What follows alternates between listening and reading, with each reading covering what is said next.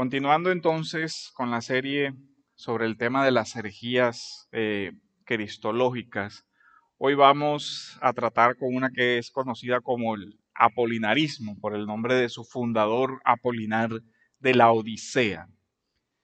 El estudio de la cristología normalmente se distingue en dos áreas, lo que tiene que ver con la persona de Cristo, el ser de Cristo, lo que se llama la ontología de Jesús, y va unido al otro aspecto que es la obra de Cristo, es decir, la obra de redención. Pero lo que es posible en la obra es posible por la persona. Y eso siempre tiene que quedar claro. Jesús puede salvar porque es Dios, porque solo Dios puede salvar. Entonces, ese es el tema del arrianismo. Si Jesús no es Dios, no puede haber una salvación en Cristo porque solo Dios puede salvar. Entonces, vemos cómo el aspecto de la persona termina reflejándose en la obra y digamos que la división es más didáctica que posible en realidad, porque no puede separarse quién es el Señor de su obra. Entonces, aquí vamos a ver cómo ahora esta herejía trata más el punto de la persona o de la humanidad del Hijo de Dios. El arrianismo más toca la divinidad, pero aquí se habla de un punto particular sobre la persona de Cristo y es la composición del ser divino en Cristo, es decir, si Jesús tenía efectivamente un alma humana. Entonces, esa es la cuestión que ventila Apolinar. Y quiero que comencemos leyendo el Evangelio de Juan, el capítulo 12, versículo 27. Getsemaní, ¿recuerdan?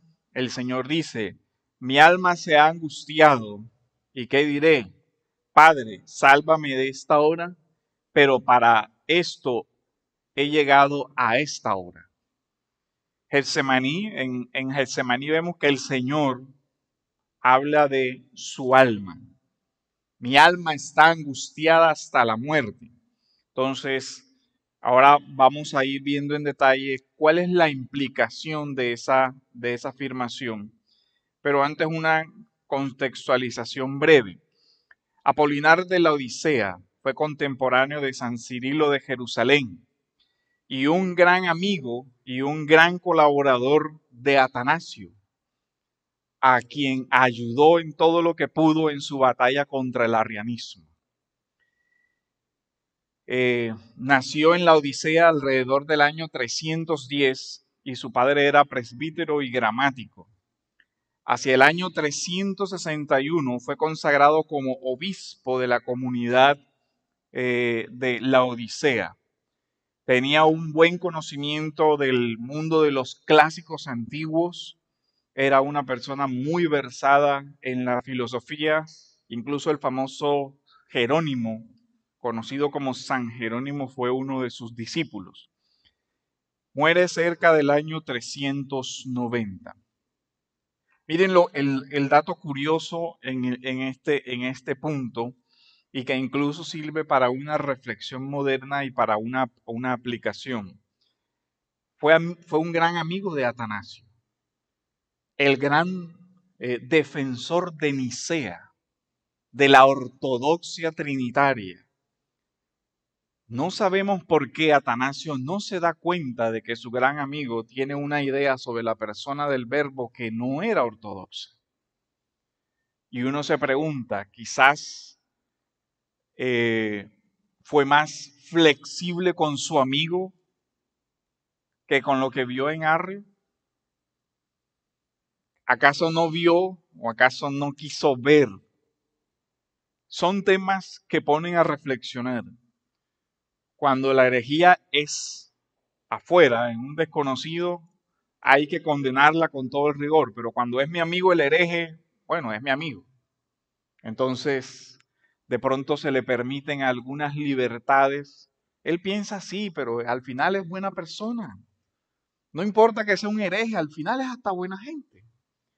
Esos criterios son criterios que la iglesia no se puede permitir porque no se trata de criterios de es mi amigo o es mi colaborador o es el que me está ayudando en una batalla, porque al final lo que está en juego aquí es la salvación de un alma, no las amistades terrenas. Entonces, incluso Apolinar suscribe las afirmaciones nicenas sobre la divinidad del verbo. O sea, que suscribe en esa parte nicea.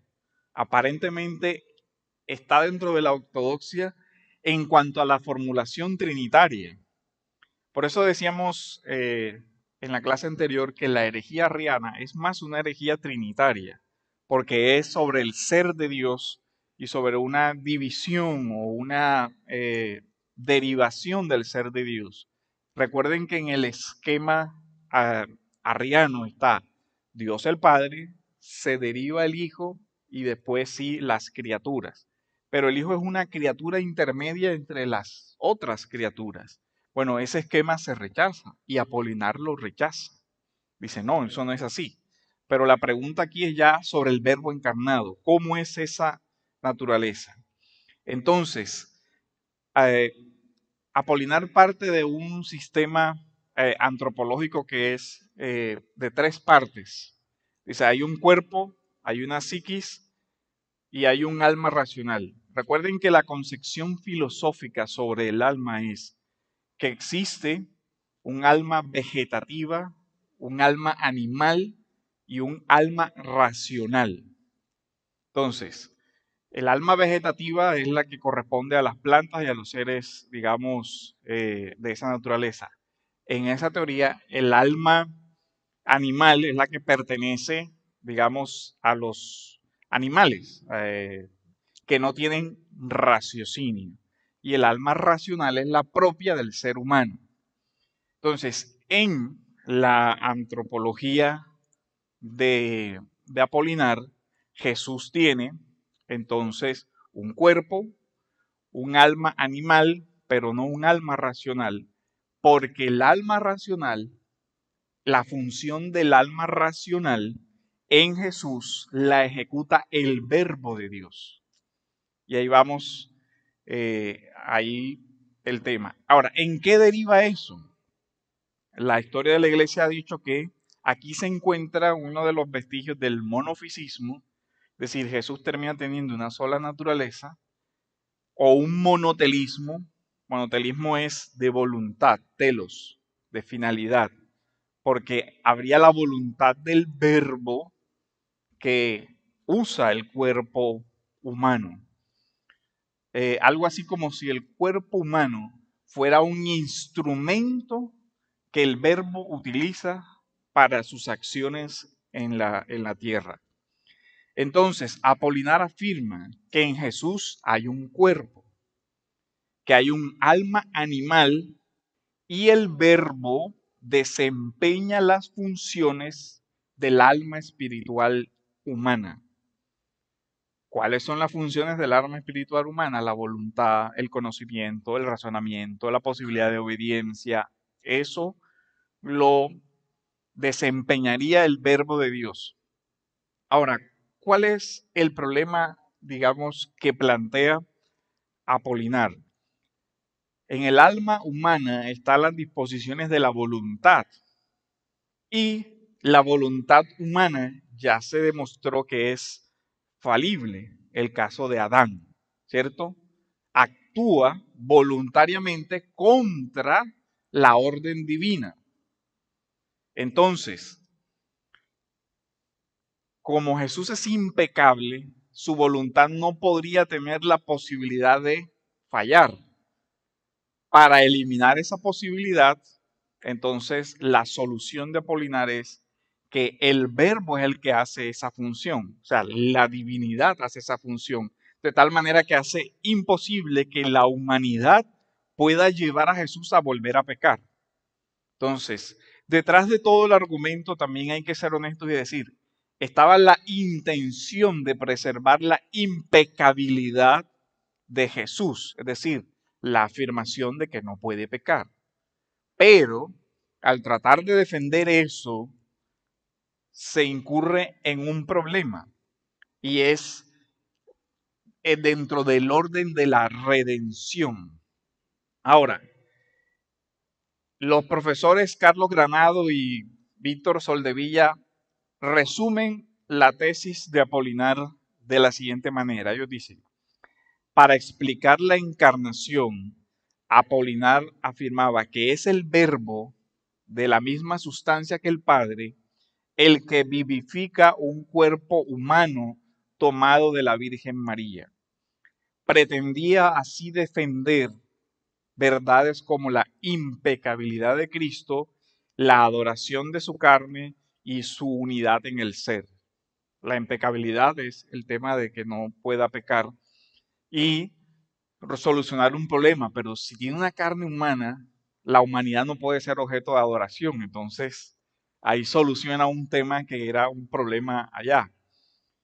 De tal manera que nosotros vemos que no se trata siempre en el tema de las herejías de una manifiesta intención de hacer daño o, digamos, una obra del diablo así, sino que vemos que tratan de solucionar problemas, pero a veces las soluciones no se ve el alcance que la solución puede llegar a representar. Entonces, eso para pensar. Ahora, el Nuevo Testamento le atribuye claramente a Jesús emociones o sentimientos humanos que pertenecen a un verdadero espíritu humano. Por ejemplo, indignación, Juan capítulo 2, versículos del 15 al 17, dice lo siguiente.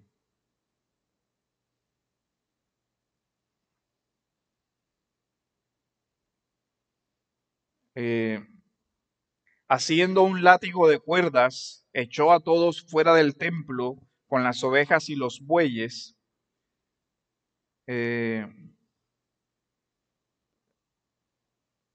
Sí, 15 al 17. Dice, el 16 dice, a los que vendían palomas les dijo, quiten esto de aquí, no hagan de la casa de mi padre una casa de comercio. Sus discípulos se acordaron de que estaba escrito, el celo por la casa de Dios me consume. También vemos sentimientos de tristeza, como cuando llora por Lázaro, ¿cierto? Vemos también sentimientos de alegría, vemos obediencia, vemos virtudes en Cristo que pertenecen a las virtudes humanas, como la humildad. O sea, al ver todo eso, la doctrina ortodoxa consideró, son expresiones en la Biblia de que el Señor es verdaderamente humano. Ahora, es curioso que la exégesis patrística no siguió esta línea de razonamiento, es decir, no siguió una línea de razonamiento como en otras ocasiones de mostrar directamente de la escritura el error, sino que sigue una línea de razonamiento esencialmente teológica. O sea, los padres no comenzaron a decir, pero en este texto Jesús dice que habla del alma. En este texto hay una emoción humana y las emociones humanas están en el alma. En este texto se ve que Jesús actúa voluntariamente y la voluntad es una facultad del alma humana. No siguieron esa línea de razonamiento, aunque algunos lo hacen y posteriormente también se ve que esa línea de razonamiento pertenece más, digamos, a hacer un primer debate dentro del escenario bíblico. Pero los padres reaccionan con una mente teológica y es con una formulación desde la implicación que tiene la idea para la doctrina de la redención. Y ellos acuñan la frase, lo que no es asumido no es redimido. Ellos dicen, si Jesús no tiene un alma humana, el alma humana no puede ser redimida, porque el alma humana tiene que ser sustituida, asumida, para que sea también levantada del pecado. Y dado que precisamente el alma humana es la causa del pecado, porque la voluntad de la desobediencia de Adán es la primera causa, el segundo Adán tenía que redimir esa voluntad degenerada por el pecado para que la asunción de la humanidad de Cristo pueda redimirnos completamente.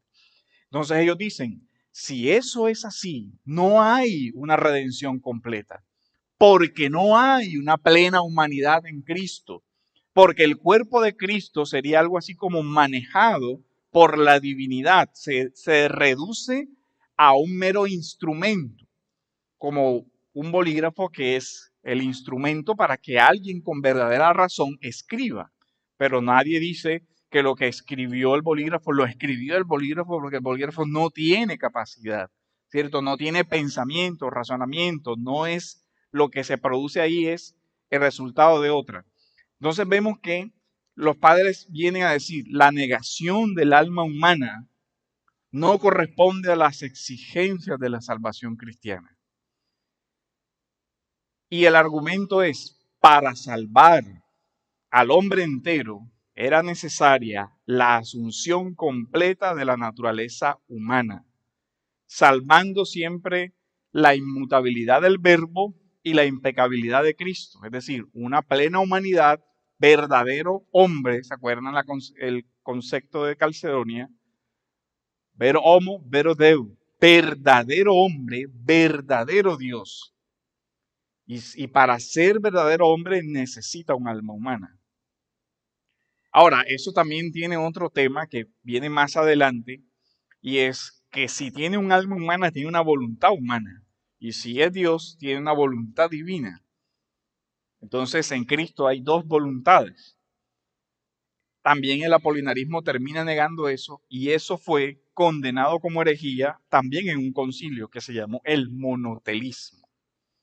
Pero eso, digamos que no nos vamos a ocupar ahora, pero es una consecuencia que luego la iglesia se da cuenta, si se acepta esto, también tiene que negarse la voluntad humana, y eso también se condena.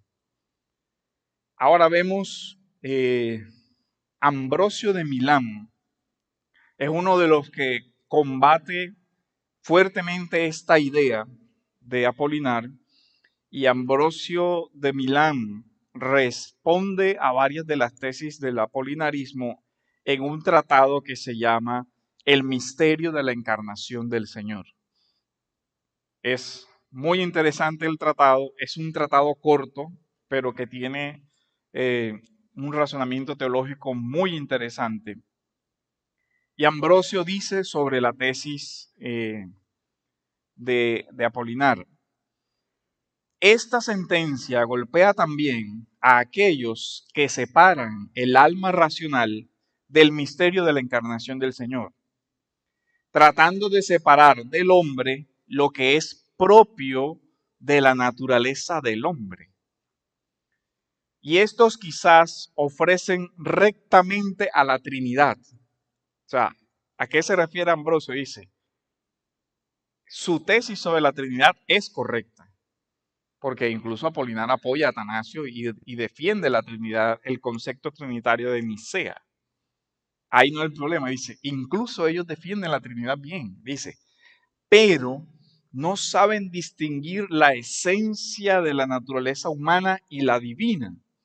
La naturaleza de Dios es simple, recuerden, doctrina de la simplicidad, mientras que el hombre consta de un alma racional y un cuerpo. ¿Sí ven? Ya esto es propiamente antropológico. Dice, el hombre consta de un alma racional y un cuerpo. Si falta uno de esos elementos, diríamos que no es hombre. Entonces, si en Jesús no hay uno de esos elementos, no hay una verdadera humanidad. Si quitas uno de los dos, dice Ambrosio, destruyes totalmente la naturaleza del hombre. Entonces, este es el argumento. Ambrosio, explicando o comentando Mateo 26:38, que es Getsemaní, dice, pues, como aquello que dice el Señor, triste está mi alma hasta la muerte, y más abajo, Padre mío, si es posible, pase de mí esta copa, pero que no se haga como yo quiero, sino como tú quieres. Él dice, no se refiere al padecimiento conjunto del Espíritu Santo. ¿Por qué? Porque Dios es impasible. ¿Se acuerdan? Recuerden que esta es la teología clásica. Él dice, los que dicen que ahí sufría el Espíritu, que el Espíritu se contrastaba, dice, eso no es así. ¿Por qué? Porque Dios es impasible. Y Ambrosio también va a decir que el Verbo sufrió en su humanidad y no en su divinidad, porque la divinidad es impasible. En este mismo tratado él desarrolla eso. Dice, sino a la asunción del alma racional. Ambrosio dice, este texto se refiere a la asunción del alma racional y al afecto propio de la naturaleza humana. Es lógico que al afirmar el misterio del Señor, añadamos también que se dio en Cristo la plenitud de la naturaleza humana y separamos al Espíritu Santo del perjuicio de la debilidad. No está sometido a la debilidad el que no está sometido a pasión alguna, la impasibilidad. Entonces vemos cómo toda la teología clásica arma una estructura teológica que le permite hacer este tipo de distinciones. De nuevo vemos que siempre está girando, tanto Ambrosio como los demás padres, en el tema de la redención exigía la plena humanidad. Y la plena humanidad exige un alma racional. Y si el verbo, el logos, toma el lugar del alma racional, es decir, de la mente, o dicho de otra manera, si Dios dirige directamente el cuerpo, entonces el alma humana no puede ser redimida, pues no fue asumida en la encarnación. Lo que hace que la obra de Cristo entonces sea defectuosa.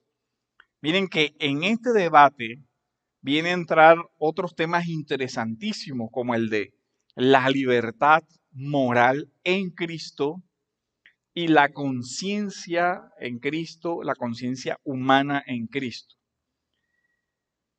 Ambrosio en otra parte del Tratado de la Encarnación viene y dice, pues no sustituyó el mismo verbo en su carne el alma racional y capaz de entender. Miren que estamos hablando de la capacidad de entendimiento, sino que asumiendo un alma racional y capaz de entender, humana y de la misma naturaleza que nuestras almas, y asumiendo una carne similar a la nuestra y de la misma sustancia que nuestra carne, y aquí preste atención al término substancia, porque fue el debate niceno.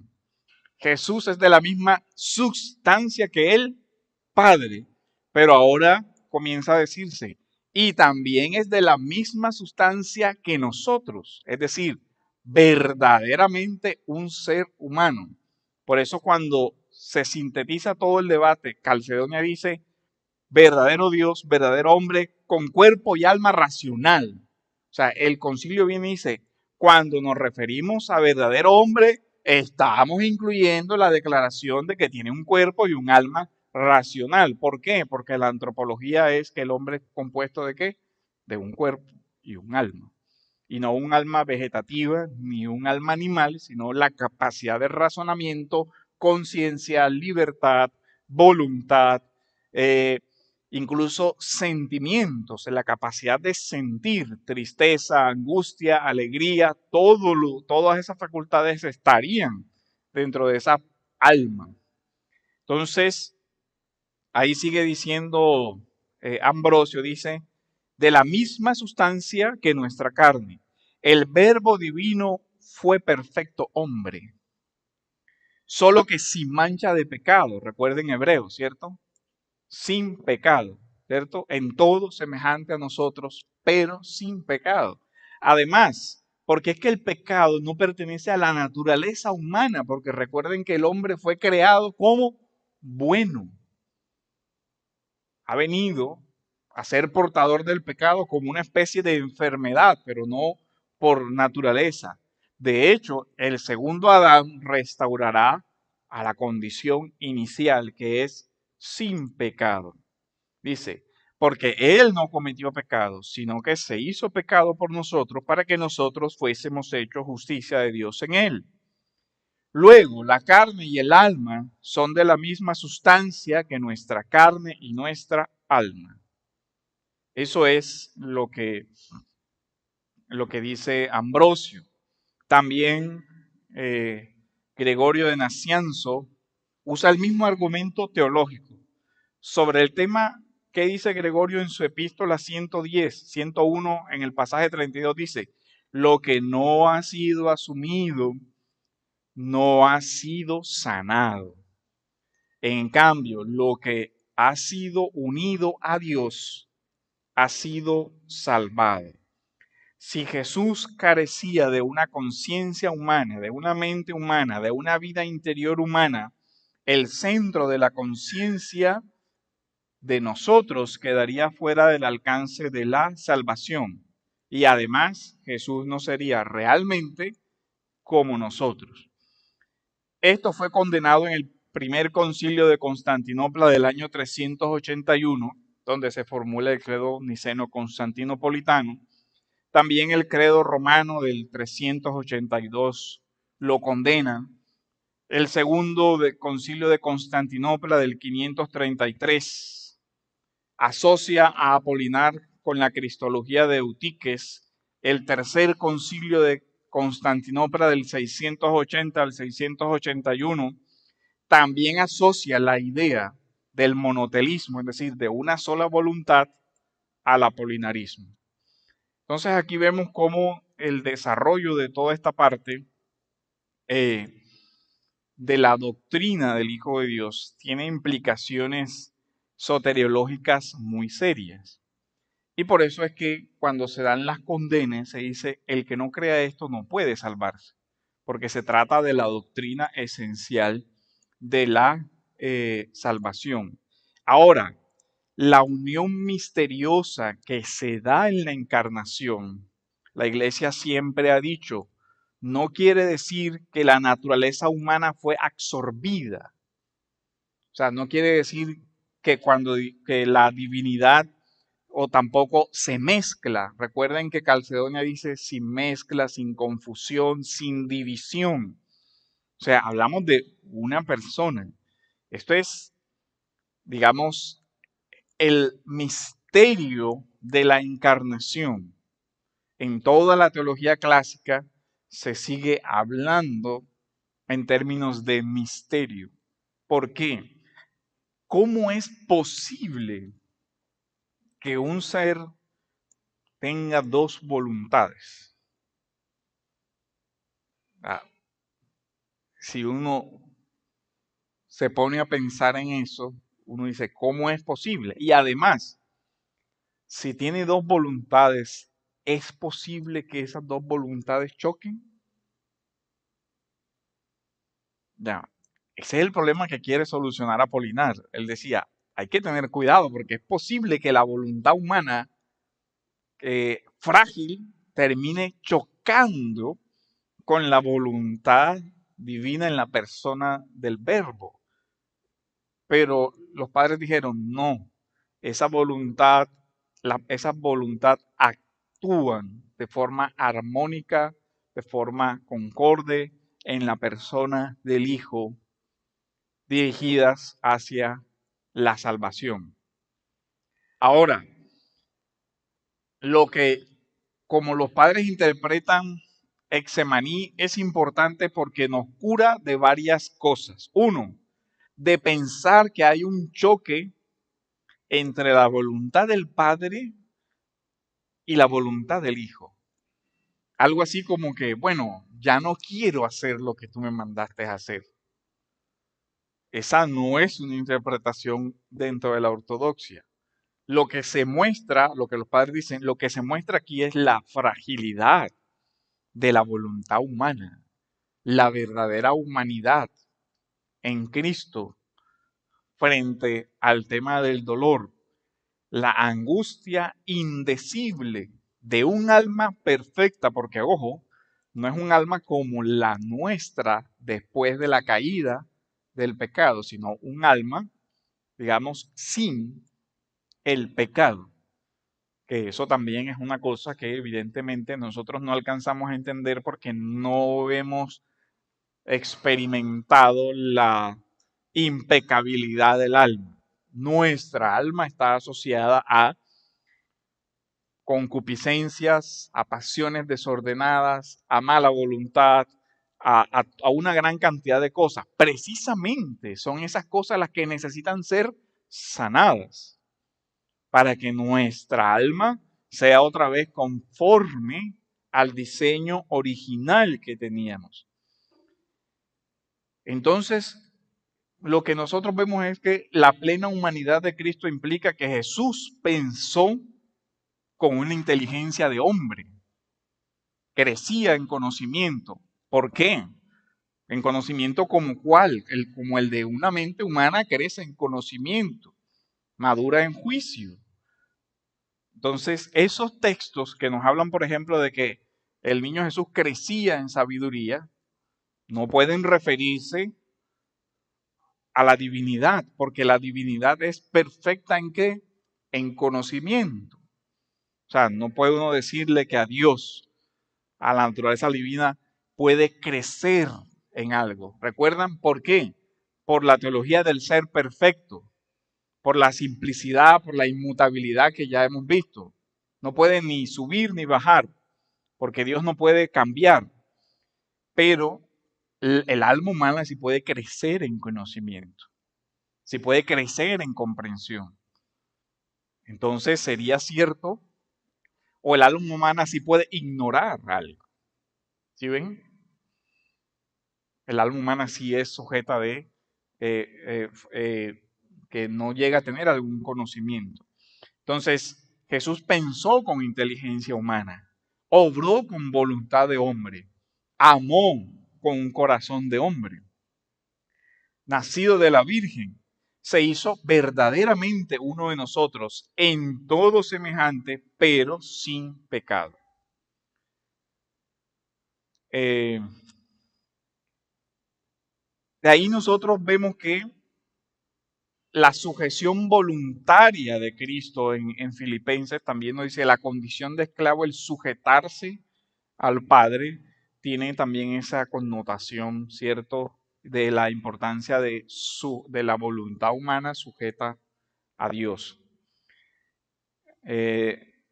Tomás de Aquino, en el Tratado del Verbo Encarnado, en la Suma Teológica, en la cuestión 5, habla de este tema y nos remite a los argumentos de Agustín sobre el apolinarismo. Dice, hay que decir, como recuerda Agustín en el libro de las herejías, libro 17, fue primero opinión de Arrio y luego de Apolinar que el Hijo de Dios asumió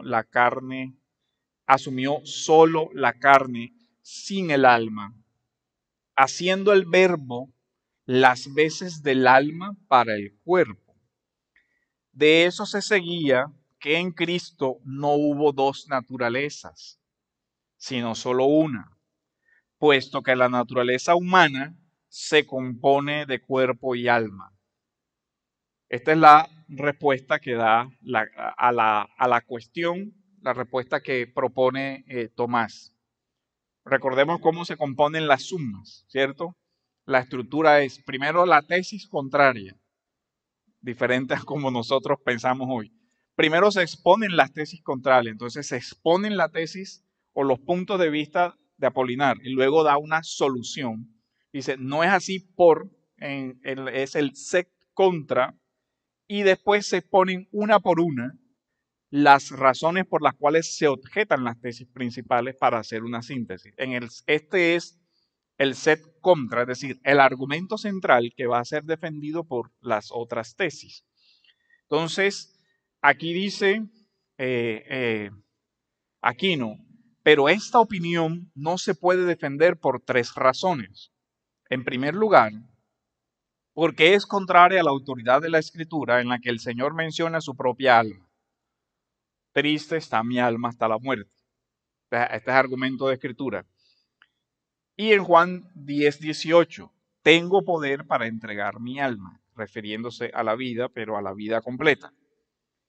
En segundo lugar, el error citado suprime la utilidad de la encarnación, que es la liberación del hombre, pues, como argumenta Agustín en el libro Contra Feliciano, pasaje 19, este es el argumento agustiniano: si el Hijo de Dios, habiendo tomado la carne, renunció al alma, tuvo que hacerlo o porque, considerándola inocente, creyó que no estaba necesitada de remedio, o porque, considerándola como algo ajena a él, no le concedió el beneficio de la redención, o porque, juzgándola incurable, no pudo sanarla, o porque la rechazó como algo vil e inútil.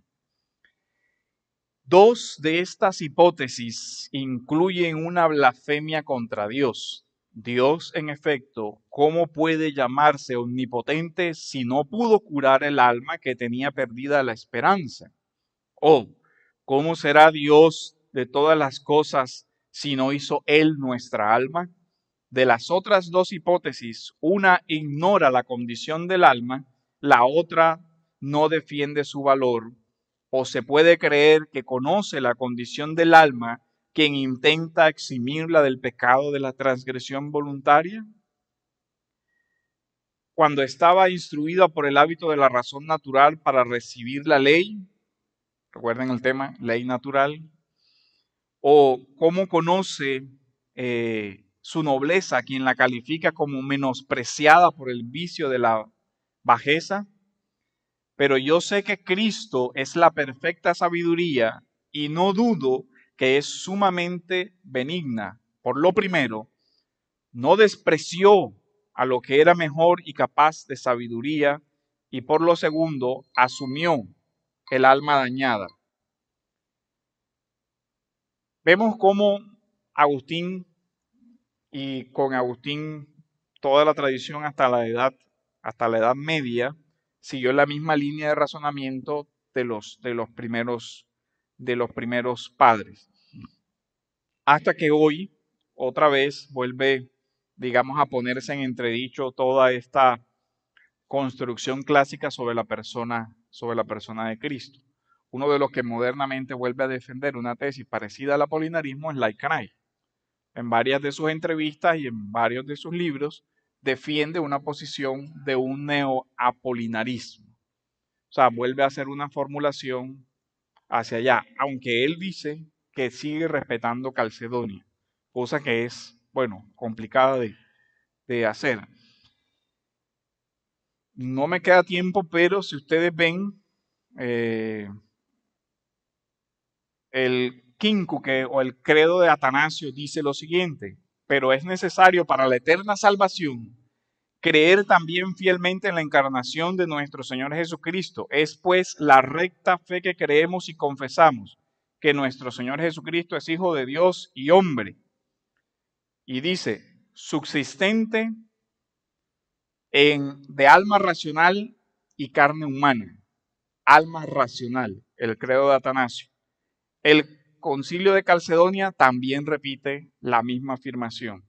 Es decir, los concilios son unánimes en decir, cuando decimos humanidad, cuando decimos plena humanidad, estamos hablando de también un alma humana. Entonces, hasta ahí podemos desarrollar el día de hoy. Lo que quedaba era analizar el credo de Atanasio, el credo de Calcedonia, donde se hacen las apreciaciones o las conclusiones de este debate que se convirtió en el modelo de la cristología, el credo de Calcedonia.